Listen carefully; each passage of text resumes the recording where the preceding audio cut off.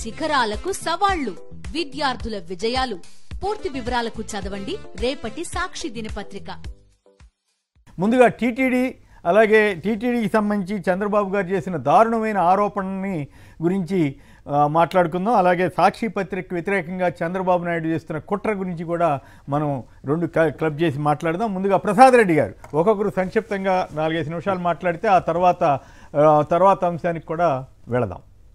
మధ్య అంశం. చంద్రబాబు నాయుడు గారి ప్రభుత్వము రకరకాల ఆరోపణలు చేయటం, అంటే జగన్మోహన్ రెడ్డి అనే వ్యక్తి క్రిస్టియన్ కావటం అనేది అదేదో మహా నేరం అన్నట్టు. ప్రజాభిమానంతో ఆయన ఎలక్ట్ అయ్యాడు. తిరుపతిలో కొండల మీద సిలువేశారు, సింహాచలంలో సిలువేస్తారు. ఇలాంటి విమర్శలు చేసి తెలుగుదేశం పొలిటికల్ అడ్వాంటేజ్ పొందింది. ఖచ్చితంగా దాన్నే ఇలాగ కొనసాగించవచ్చు అని ప్రసాదంలోదే అనిమల్ ఫ్యాక్ట్ వచ్చిందా లేదా అని నిర్ధారించిన తర్వాత వాస్తవాలు వెల్లడించాల్సింది చంద్రబాబు. అలా కలిపేయారని తెలిసింది అంటే పుకార్లను వ్యాపించే వారికి శిక్ష ఉండేది ఇంత గతంలో.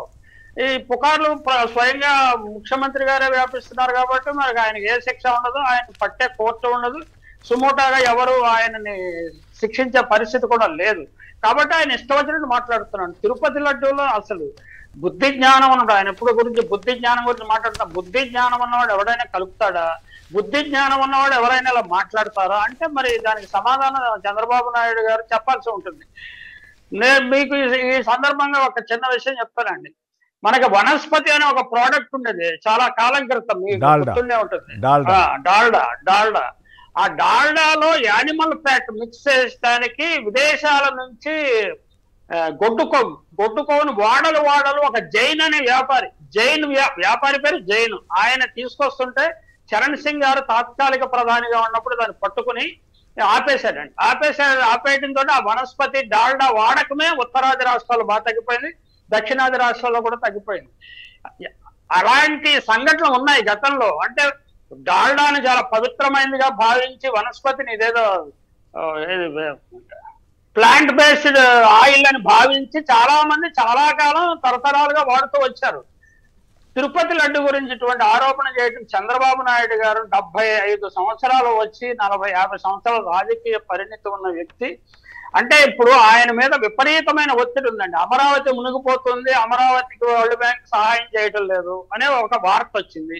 ఆ వార్తని ఎట్లా డైవర్ట్ చేయాలి అంటే సూపర్ 6 గురించి ప్రజలు అడుగుతున్నారు, దాన్ని ఎట్లా డైవర్ట్ చేయాలి?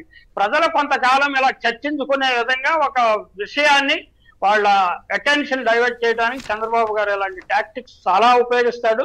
ప్రతి మేజర్ ఈవెంట్ జరిగినప్పుడు ఇంకొక డైవర్షన్ టాక్టిక్స్ ఎవరో చక్కగా పెట్టారు. టీడీపీ అంటే డైవర్షన్ పార్టీ పాలిటిక్స్ చేసే అలా జరుగుతూ ఉంది. ఇది చాలా దురదృష్టం అండి. తిరుపతి లడ్డు గురించి ఇలాంటి ప్రచారం చేయటం అంటే తిరుపతి లడ్డూని మహాప్రసాదంగా భావించి తినే భక్తులు దాన్ని శ్రీ వైష్ణవులు స్వయంగా తయారు చేస్తారు. వారు డాల్డా వాడుతున్నారా, ప్యూర్ నెయ్యి వాడుతున్నారు కదా. యాక్చువల్ గా తిరుపతికి అవసరమైన ప్యూర్ నెయ్యిని తయారు చేయడానికి అసలు తిరుపతిలోనే ఒక సొంతంగా గోశాలను నిర్వహించాలని ఒక దశలో ప్రయత్నం జరిగింది. అలాగే చిత్తూరు డైరీని పూర్తిగా తిరుపతి తిరుమల దేవస్థానానికి నెయ్యి వెన్న సరఫరా చేసే, మిల్క్ ప్రొడక్ట్స్ సరఫరా చేసే వ్యవస్థగా రూపొందించాలని కూడా జగన్మోహన్ రెడ్డి గారు ప్రభుత్వం వచ్చినప్పుడు తొలి దశలో అడుగులు పడ్డాయి. తర్వాత ఏమైంది నాకు లేటెస్ట్ స్టేటస్ ఇప్పుడు ఏంటంటే స్టేటస్ ఏంటో నాకు తెలియదు, కానీ ఖచ్చితంగా అది బాగుంటుంది. చంద్రబాబు గారు ఆలోచన చేయండి. మీ హెరిటేజ్ వెన్న అమ్ముకుందాం, హెరిటేజ్ నెయ్యి అమ్ముకుందాం, కాంట్రాక్టర్ల ద్వారా టీటీడీకి హెరిటేజ్ ఉత్పత్తులు ఇద్దామని కాకుండా ఒక చిత్తూరు కోఆపరేటివ్ డైరీని డెవలప్ చేసి అది తిరుమల తిరుపతి దేవస్థానానికి పవిత్రమైన స్వచ్ఛమైన ఆవు నెయ్యిని పంపించే ఏర్పాటు చేస్తే చాలా అద్భుతంగా ఉంటుంది. అలా కాకుండా ఇవి అన్ఫౌండ్ రూమర్స్ వ్యాప్తి చేయడం అనేది బాధ్యతాయుతమైన నాయకుడు కానీ బాధ్యతాయుతమైన కీలకమైన పదవులో ఉన్న వ్యక్తికి కానీ ఏమాత్రము సమంజసంగా ఉండదు. బుద్ధి జ్ఞానం ఉన్న వాళ్ళు ఎవరు కూడా ఇటువంటి పుకార్లను వ్యాపించడానికి ప్రయత్నం చేయరాదు. మీకు అమరావతి గురించి మాట్లాడితే చాలా కోపం వస్తుంది, తిరుపతి గురించి మాట్లాడితే భక్తులందరికీ కోపం రాదా? ఖచ్చితంగా వస్తుందండి. ఇది చెప్పదలుచుకున్నాను సార్. రైట్.